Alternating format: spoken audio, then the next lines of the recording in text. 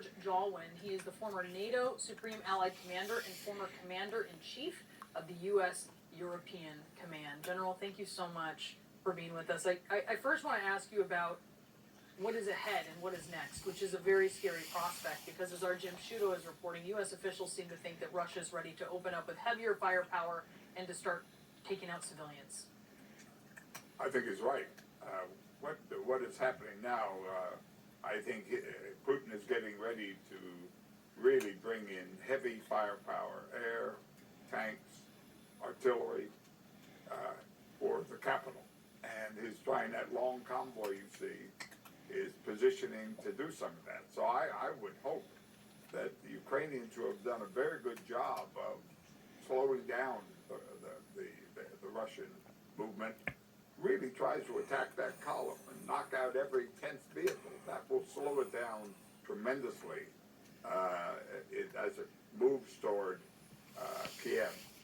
So I would hope that his use of heavy firepower, if you look what the Russians did against the Germans in Berlin, they lined up hundreds of artillery pieces as they put the siege up of Berlin and just pulverized the city. I hope that's not going to happen. The Ukrainians are doing a great job in trying to slow it down.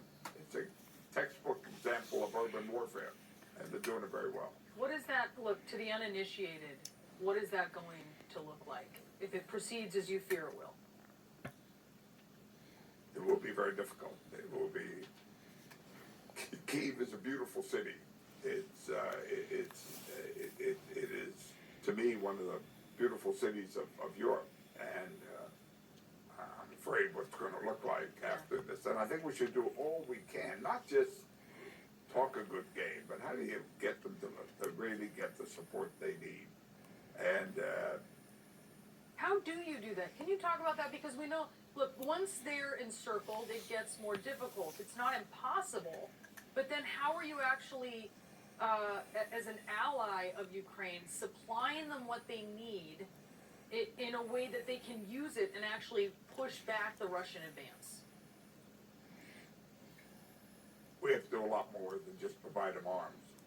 What we have to do is that we need to get some way to get them to influence deeper into how the Russians are coming at them. They have to be able to strike this convoy. They have to be able to have, and I wanted to put like a no-fly zone, but an air cap.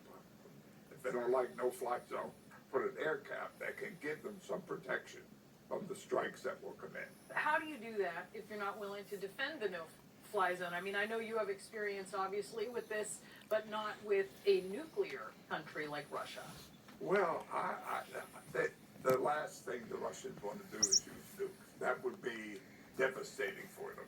And You sure? He keeps talking about it. he's alerted them, but